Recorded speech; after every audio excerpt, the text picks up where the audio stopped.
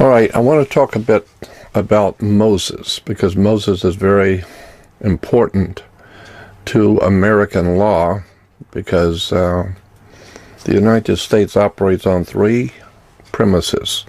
One, Roman government. Our government is Roman in style. Our philosophy is Greek, and our laws are Jewish.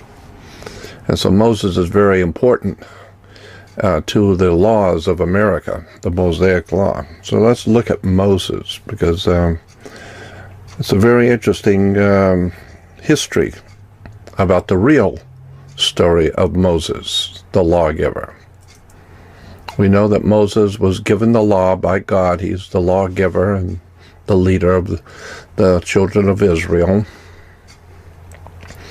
And supposedly God gave Moses the 10 Commandments on Mount Sinai, and he comes down from Mount Sinai bringing to the children of Israel the new law.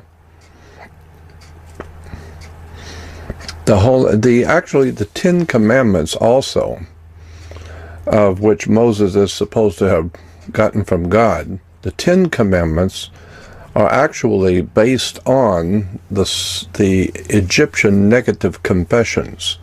Do some research at the library or on the web on the subject of Egyptian negative confessions. And you'll find that the Egyptian negative confessions was the laws in Egypt, and they're almost identical to the 10 Commandments. So that's probably where we get the 10 Commandments, is from Egypt. And here's just a classic example of the comparing the Egyptian negative confessions to the Hebrew laws from Moses. So the Mosaic Law. Moses, the lawgiver. All right, we have Moses, the lawgiver, in the legislative chambers of all across America and all the states. In the federal government, we have statues of Moses being the lawgiver. Not even mentioning, of course, the Vatican and all over the world. Moses is respected as the great lawgiver. Supreme Court, you see Moses holding the two laws, the tablets. Interesting too is that Moses, when first given the law from God, on the tablets, he threw them down and broke the tablets, so he was the first lawbreaker. This is where we get the idea that you break the law. As I said, here's Moses, the lawgiver, depicted in the U.S. House of Representatives. Why does Moses have horns? Now, I have some interesting questions about Moses. Let's start with his horns. A lot of people don't know that Moses was always pictured with horns. This is in the Vatican. In churches, you will always see Moses. Anytime he's portrayed, you'll see him with horns. Moses is pictured with the moon or lunar horns. Moses was the focal figure of an ancient cult of moon worship on the Sinai Peninsula. The horns represent the crescent moon. The moon in its lower quarter resembles horns, as this encyclopedia talks about the lunar phase when the horns of the crescent moon point up at the angle. So the horns are actually the moon in the lower quarter. And we will see the god of the moon. His name was Sin. We'll get to him in just a moment. You'll see the goddess is wearing the moon horns. Native Americans, of course, Native American chiefs wore horns. This is why they would count their days. Native Americans would count their days from sundown to sundown. That's why they would always keep track of their days by many moons. They would not say many suns, but by many moons. So the horns of the Native American Indian chiefs were the lunar horns of many moons. And of course the Vikings kept the same identical idea. The Vikings had the moon horns. And it was, as I said, the lower quarter of the moon was in the shape of horns. And so, establishing that the lower quarter of the moon is the horns, now we get into the actual archaeological findings. We see the moon being pictured on coins. Here's hands raised worshiping the moon. These are ancient findings in archaeology. Here's the moon on its boat as it floats through the sky in the ancient Egyptian idea. Here's the Virgo, the Virgin, the constellation of Virgo, connected to the lower quarter of the moon. The moon god above the three in the middle. So the lower quarter of the moon has taken on the appearance of horns. And here you'll see the same thing in the Vatican. The Vatican, lower quarter of the moon. The moon cults. I'm not going to bother to read all of this because you can read it yourself, but it basically is talking about an ancient cult of the moon. And, of course, in Islam, Allah is connected to the moon cult. Now, if you go to the Google, for instance, if you go to Google and type in moon god Sin, because the actual name of the old Arabian moon god his name was Sin, S-I-N. Sin was the Semitic moon god's name. So as I said, if you go to Google and just type in moon god Sin, S-I-N, you'll see there's over 1 million entries just on that one subject. Then if you put into Google, say S-I-N equals Allah, you'll get about 1,270,000 entries talking about the moon god Allah. And here's another one. This one's like 3.25 million if you put in moon god Allah. So Allah, or Sin, S-I-N, was a moon god in ancient Arabia. Here's another one. If you put in Islamic moon god, you get 198,000 entries. Here the Catholic Church even uses the crescent moon. As I said, the moon god's name was Sin. Sin, the moon god, was a god chiefly venerated in the pre-Christian civilization in southern Arabia. It is significant. The lower part of this paragraph, it says, it is significant that the Semites of the great caravan city of Palmyra in the first 3 centuries of the Christian era also gave high priority to the worship of the moon. And there again we see that the moon god's name is Sin.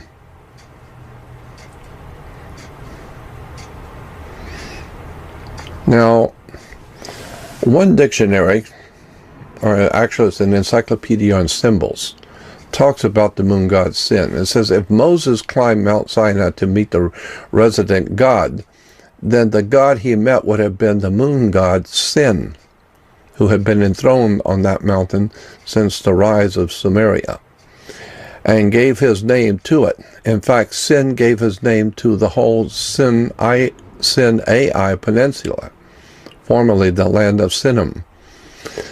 So originally, Yahweh was not only a form of the primitive lunar deity of Arabia. So Yahweh, the god of the ancient Hebrews, is actually the old god of the mountain, Sin, the moon god.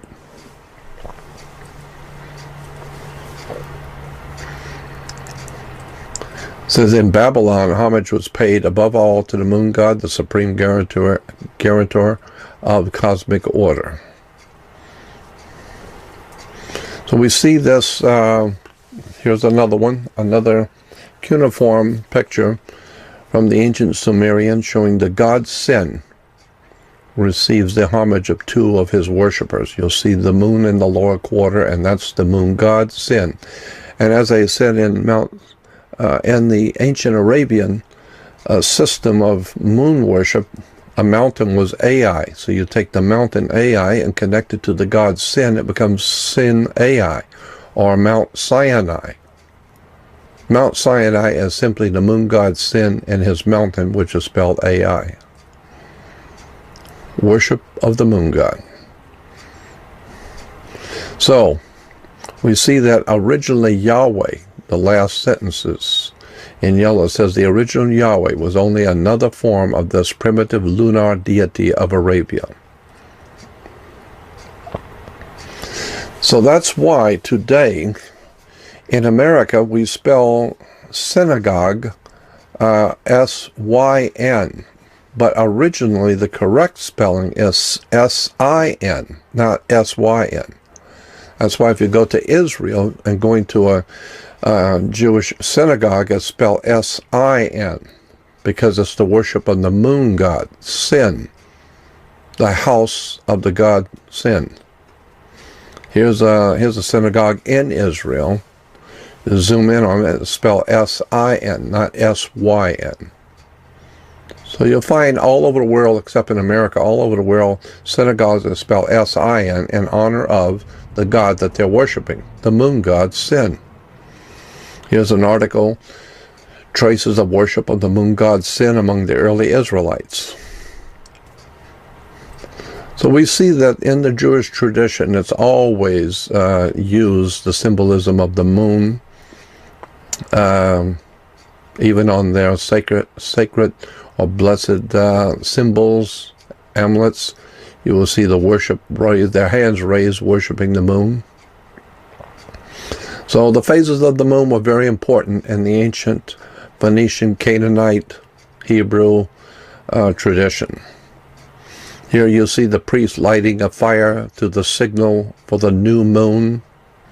Moon worship was very important in the ancient Israel and the ancient Hebrew. Even during the Middle Ages, we see the Jewish cycle of the moon being celebrated. Lots and lots of material and pictures on the worship by the Hebrews of the moon god Sin. Above you'll see a carving, blessing of the new moon. So in Sinai, as I said, was a large and very high mountain range in the middle of Sinai. And from the east, you could look east and you would see the moon coming up and over that mountains. And so the ancient peoples believed that the moon lived in the mountain, and the moon god's name was Sin, and the mountain was spelled Ai. Put the two together, it becomes Mount Sinai. So that's who Moses would have been going up to see when he went up into the mountain to get the law. He would have been going up to see the moon god, Sin. As a matter of fact, it's called Sin Ai or Sinai. So, the moon god Sin. That's the first part of the real story of Moses. Moses was the leader of the lunar cult, worshippers of the moon god Sin. A mountain in the ancient language was Ai. Put the two together, and it becomes Mount Sinai. Go back to Google again and just put Moses, the moon deity. And you'll find there's 318,000 entries talking about Moses and Mount Sinai. Moses and moon worship. Sinai moon worship. Moses and the volcano god. No. Moses and the volcano god. Now, we've seen Moses connected to moon worship, the moon god Sin, Ai. Now we're looking at Moses, another feature of Moses that a lot of people don't know anything about, and that is Moses was also connected to volcano worship. So we have the moon, and now we have volcanoes. Volcanoes themselves were very powerful symbols in the ancient world. They still frighten people today. On the volcano, in this particular encyclopedia of symbols, says, like any other impressive and fearful aspect of nature, volcanoes have been the object of worship for human beings from the earliest Stone Age. So volcanoes have always been symbols of worship. And again, yet the original Yahweh seems to have begun as a volcano god also. Mount Sinai, where Moses encountered him, was the seat of the Midianite god, who had formerly dwelt in a volcano. So we're seeing that Moses, when he encounters Yahweh on Mount Sinai, along with being a moon god, we also see that Moses was involved in volcano worship. And even books today talking about Mount Sinai show mountains on fire. The only time you see a mountain on fire is a volcano. Even one book is called The Mountain of Fire. Moses took stones. Here we have a picture of Moses with the stone tablets. And that looks to me to be a volcano behind him. Does it look like a volcano to you? This is from Hebrew and Jewish books for children. Bible pictures. Moses in front of a volcano. Here we have Mount Sinai. Jehovah performed signs for the Hebrews. Does that look like a volcano to you? There's another one with the children of Israel camped at Mount Sinai, where Jehovah or Yahweh was the volcano god. There's another picture of the volcano in eruption. And so we got plenty of pictures of this throughout religious literature. You'll always see Moses in a volcano. So does that look like a volcano to you? Here's one Hebrew telling another one to look at the volcano. Volcanoes, of course, had lightning associated with them. Israel and Mount Sinai dedicated itself to Jehovah. So here are the Hebrews worshiping the volcano god that Moses was going up to see. Here's Moses up in the volcano. Here's another picture of the children of Israel running away from God because he was scaring them. Of course, I would be scared too if you were that close to a volcano. So we have pictures, like I said, we have many, many pictures of Moses in connection with the volcano worship. Here's another one. Jehovah led the sons of Israel to the mountain named Sinai. Does that look like a volcano to you? So we know that Moses and the story of Moses also dealt with volcano worship. That is history. We also know that Moses had other sides to him too. Now here in the Jewish encyclopedia, the symbols for the different holy days, and in the lower right hand you will see the feast of the giving of the law. So here we have the feast of the giving of the law, which also coincides with the first fruits. And does that appear to be a volcano to you? Looks like a volcano to me, and it also has lightning, as you will see, has lightning all around it. And of course, like I said, that's typical because lightning does accompany volcanoes. Now this is taken from a Hebrew reference work on the symbols of the holy days. And here is a symbol for the feast of the giving of the law to Moses. That appears to be, to me, a volcano with lightning strikes all around it. The word volcano comes from the Latin volcano god Vulcan, or Vulcanus. It's derived from an old Cretan deity named Vulcanus.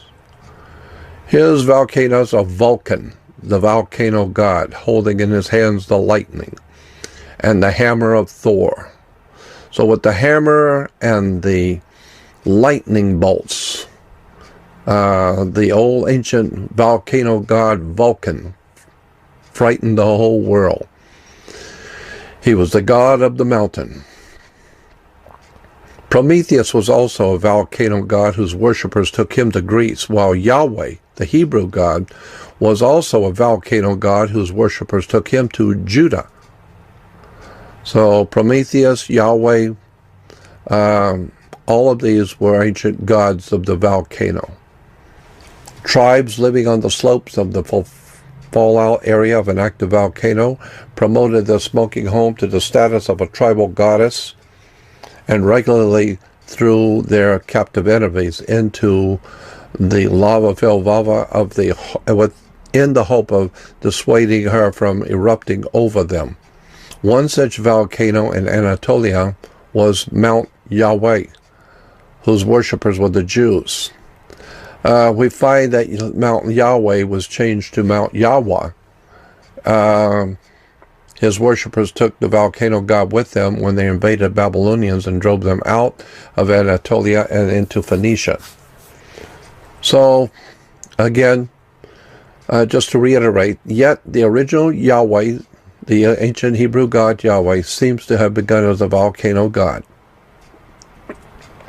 Here we have God, Yahweh, on the fiery mountain with lightning all around, chiseling out the 10 Commandments for Moses.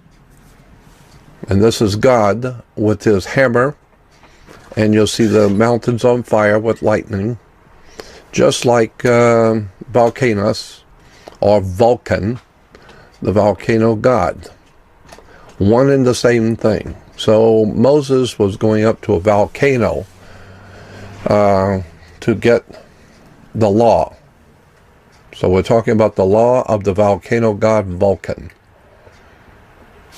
He was also identified with the local moon god Sin, as we said before, the moon god worship, after whom the mount was named. But then in Exodus 13 it says the appearance of Yahweh was as a pillar of cloud by day and a pillar of fire by night. So in the book of Exodus,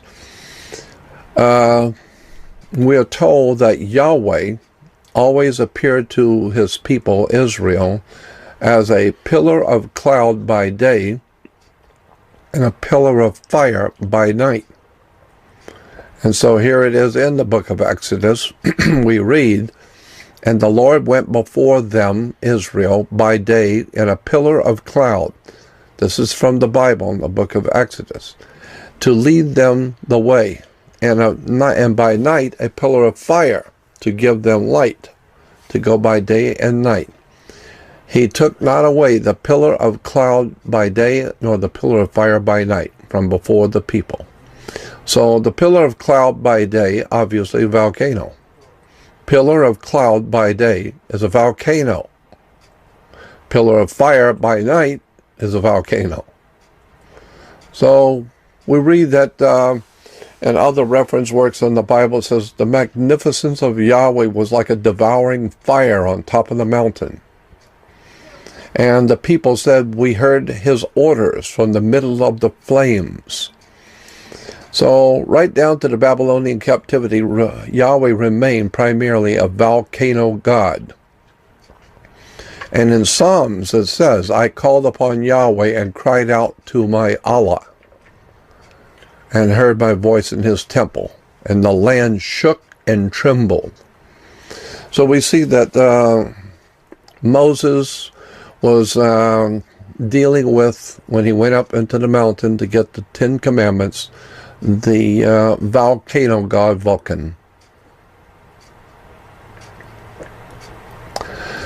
And here are just some scriptures showing the same thing. How the noise thereof from God showed concerning the cattle, also concerning the vapor. The noise thereof telleth. We feel his presence in the thunder. There's all kinds of scriptures in the Old Testament talking about, they heard, like on 37:2, hear attentively the noise of his voice, and the sound goeth out of his mouth. The bottom, number 4, it says, "And after it a voice roared, he thundered with his voice of his excellence." God thunders marvelously with his voice. So I'm just showing that there are many different scriptures that talk about God speaking to his people in thunder. God thunders marvelously with his voice. And here again in Job 37, it says, the storm, the clouds, God's tent, gathered as the thunder or the voice of Yahweh roars. They descend and God shoots the arrows of his lightning or thunderbolts. God thunders wonderfully with his voice. All of these references in the Bible are talking about the God of the mountains. Mount Sinai was also a volcano god who thunders wonderfully with his voice. So the voice of God is thunder. And of course we know Zeus was always pictured with lightning bolts, and that's the way Yahweh was pictured. So interesting that God in the English transliteration of the Latin word Deus is an alternate spelling of the Greek word Zeus. So when you use the word God in the English, it comes from a Latin word Deus. Just understand, God comes from the Latin word Deus, and Deus is an alternate spelling of the Greek god Zeus. Deus, Zeus. God is Zeus, the god of thunder and lightning. From all kinds of reference work, you can see that our word God comes from Zeus. So there is Zeus with the thunderbolts. Here again is another Bible reference work saying, thunder is called Koloth, of voices, for it is considered the voice of God. So when the ancient people saw lightning and thunder on a mountain, it was burning with fire, they were frightened because God was talking to them. Actually, no, it was just a volcano. Moses and the volcano god Vulcan. And of course, that's what you get with a volcano, is a lot of lightning and thunder. And I can see why it would have frightened people. Lightning can be symbolized by means of an arrow. So much for Moses and the volcano god Vulcan. Oh, and one more point about Moses and the volcano god. Vulcan, the volcano god, there's a symbol in the ancient Hebrew that's still used today. Mr. Spock, as you will recall, here we have Vulcan. Mr. Spock is a Vulcan. And that hand symbol is used in Hebrew religion today. It's a very interesting symbol.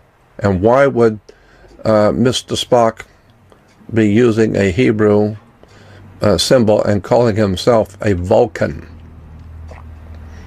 Because this is a Vulcan symbol. Here we have, just very quickly go through this, you will see this symbol used in Hebrew literature everywhere. It's called the benediction symbol, the blessing symbol. So the rabbis will bless the congregation after the service with this hand sign. Here's a Pentateuch scroll crown with the hands raised in the priestly blessing. Here we see the Lord is high, and he looks upon the lowly. And you'll see the Hebrew priest giving the blessing. Here in the synagogue in downtown Los Angeles, you will see the prophet giving the blessing in the Hebrew hand sign. Here's a good picture of a rabbi, and the service is closed with the blessing or the benediction symbol. The same symbol that Mr. Spock, the Vulcan, uses. Because Hebrew religion is also based on the worship of the old volcano god at Sinai, Sin-Ai, the moon god, the volcano god, the Vulcan. But where does this hand sign come from? Comes from the split hoof of a goat. The split hoof of a goat is also connected in the most ancient world with Hinduism and with the worship of Vulcan, the volcano god. The split hoof of a goat is used in the Hebrew religion. That's where it comes from.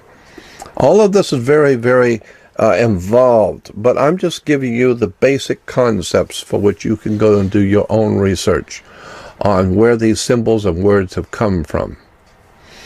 The goat god. We also have the worship of the goat god, Baphomet. And here is an interesting point too, is that the goat god, or Vulcan, the goat god is being worshipped here, as you can see. Even in the Bible it has the man riding the goat, which is a familiar Masonic symbol too.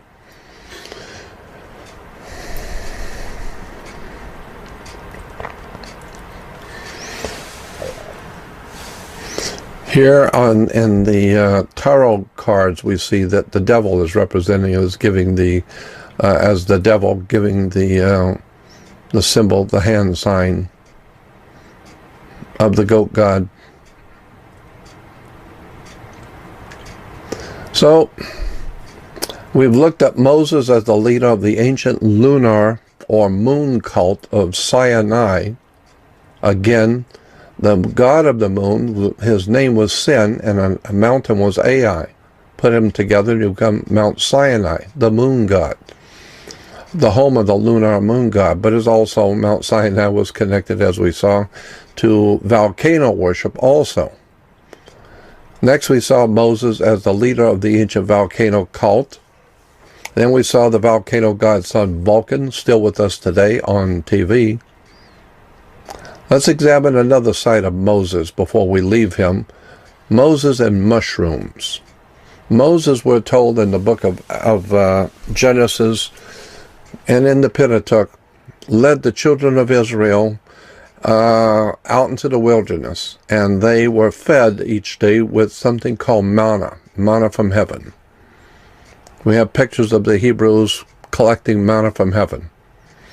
And the manna from heaven they would pick up in the morning. We're told that manna is actually, the word manna in Hebrew means, what is it?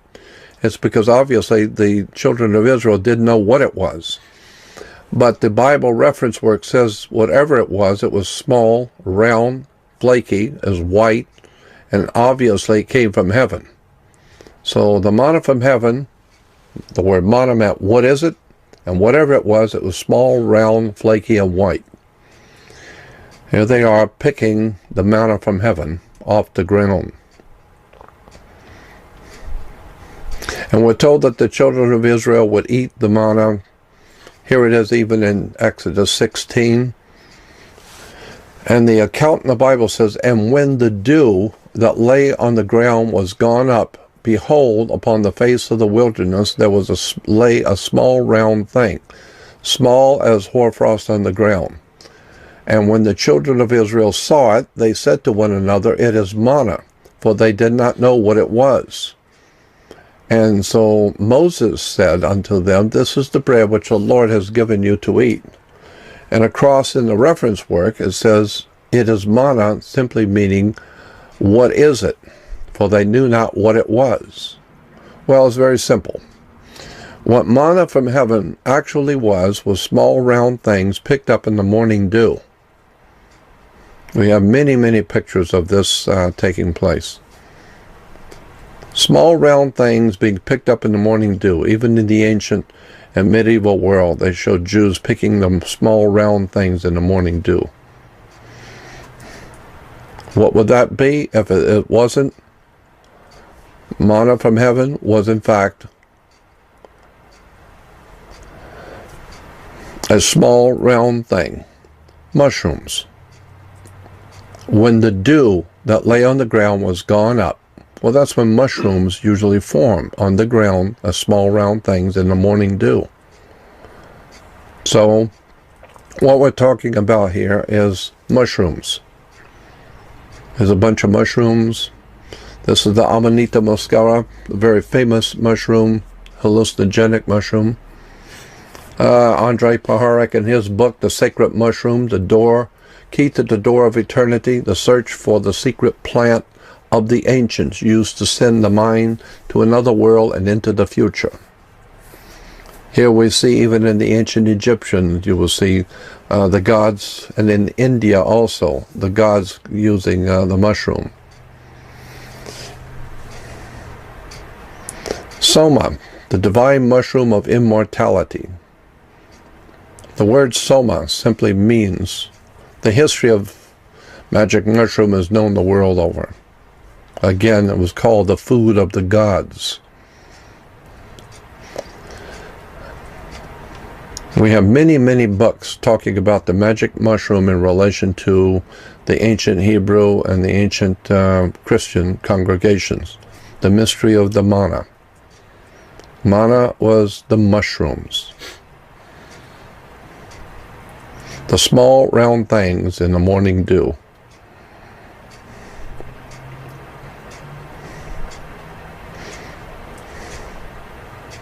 Many, many books, many reference works on this subject of the plant of the gods, the food of the gods. Here's some articles written in Israel. There's quite a few articles that have been written in papers and magazines in Israel, talking about Moses actually on psychedelic drugs and leading the people to those sacred mushrooms. This is from a newspaper article. Hebrew University researcher says Moses was tripping at Mount Sinai, showing that even in Israel they're publishing articles about when you start doing your research and really looking into what the story of Moses is all about.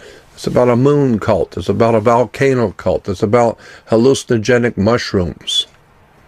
There's another one talking about Moses. So, Moses was not the only one on mushrooms, though. Adam and Eve, being the first two couple, beat him to it. Even as far back as in the Bible in Genesis 1, talks about Adam and Eve. Well, here Adam and Eve is pictured in a church in France with the tree of knowledge being mushroom, a big mushrooms. Christian fresco showing Amanita muscaria as a tree of good and evil in the Garden of Eden. So a lot of people do not know that all around Europe and in the Middle East, Adam and Eve are pictured getting their wisdom and knowledge from the tree of good and evil, which is actually a mushroom. Here it is in a church, Adam and Eve with the mushrooms. All kinds of pictures on this, but this kind of knowledge is not given to Christians or Jews. But if you want to do some homework, you'll find that Moses was, and the story of the manna from heaven goes back to the sacred mushroom. Here's pictures of Adam and Eve taking pieces of the mushroom from the snake in the Garden of Eden. And there you'll see the Amanita muscaria mushroom as a backdrop to Adam and Eve. These pictures are replete throughout the ancient world and in the European churches, religious institutions. All of these people know that the mushroom was part of the story. And there you'll see mushrooms in the middle. And here's Jesus on one side, and there's some of his followers on mushrooms. Here's God giving mushrooms. Well, that was in the ancient Old Testament times. So all of this mushroom use was in the Old Testament. But what about today, modern day? Let's look at the Christian church today. There are books like The Holy Mushroom, Evidence of Mushrooms in Judeo-Christianity. John Allegro, one of the three top men in the deciphering of the Dead Sea Scrolls. John Allegro wrote a book called The Sacred Mushroom and the Cross. The Sacred Mushroom and the Cross was a study of the nature and origins of Christianity within the fertility cults of the ancient Near East. Fertility cults? Yep. Fertility cults. And here's some beautiful Middle Ages paintings of Jesus. And here you'll see Jesus presiding over mushrooms.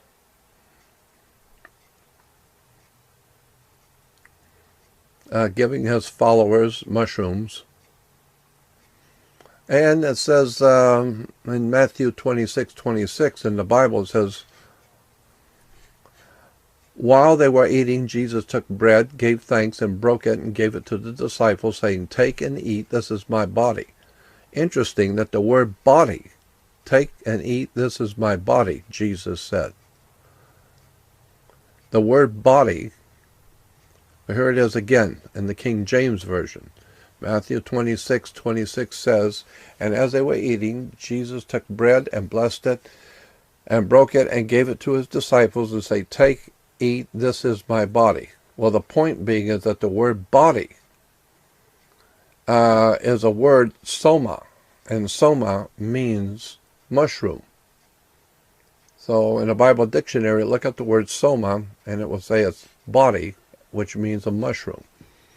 So here we have Jesus feeding his apostles mushrooms. Here's in the Middle Ages, in the medieval church, you'll see the mushroom around the saint. Here's a mushroom table, the Amanita muscara table of mushrooms. Modern day paintings of Jesus dying on a mushroom. Christmas is Jesus' birthday, so naturally the symbol on the mushroom will match. So all over the world, in Christmas, and especially in Russia, the mushroom is used as a symbol in Christmas. Santa Claus on the mushroom. Mushroom symbols. Always the red with the white polka dot, which is Amanita muscara for Christmas. It's quite literally everywhere, but most people don't see these things. They're not looking for them.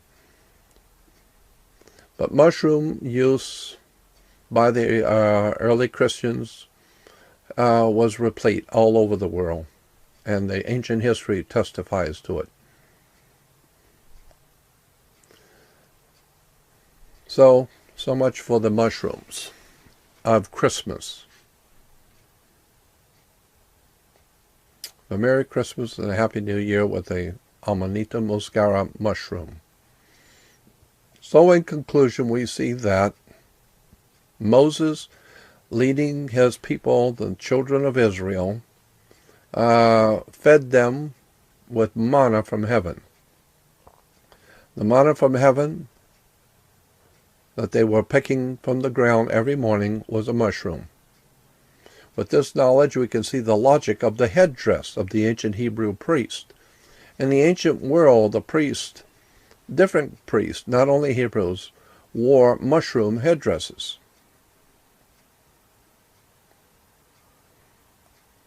Here, the Jewish priests with the mushroom cap to symbolize the importance of the magic hallucinogenic mushroom in their rituals. Mushroom headdresses for Jewish high priests are in the Middle East. Kings, potentates, and high priests always had mushroom headdresses. So much for that. Looks like a mushroom upside down on that priest's head. Here's mushroom worshippers for Jesus. And here's a mushroom head. He looks like he's been on it for some time too. Look at these goofballs with their mushroom headdress, and they're so profoundly ignorant, they have no idea in the world what they're wearing. They're wearing mushrooms on their head. So that should tell you something about their philosophy of life. And of course, typical of the world we live in, people will go and kiss the ring of the mushroom head. thinking it's something holy. Here's a bunch of mushrooms. Here's another bunch of mushrooms. Mushroom worship in the Christian church today is replete everywhere. There's a bunch of mushroom heads there. So time to say goodbye to all the mushroom heads.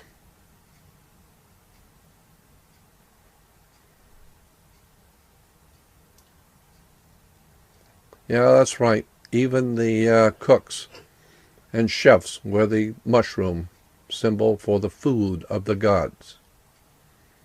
Here's the high priest with his mushroom cap. The Bible is filled with mushroom worship. So much for the law of Moses. I guess that's it. So now you know a little bit more about Moses, the moon-worshipping prophet of the moon god's sin, or leading his people to worship the volcano god Vulcan, and feeding his people with mushrooms. So much for the law.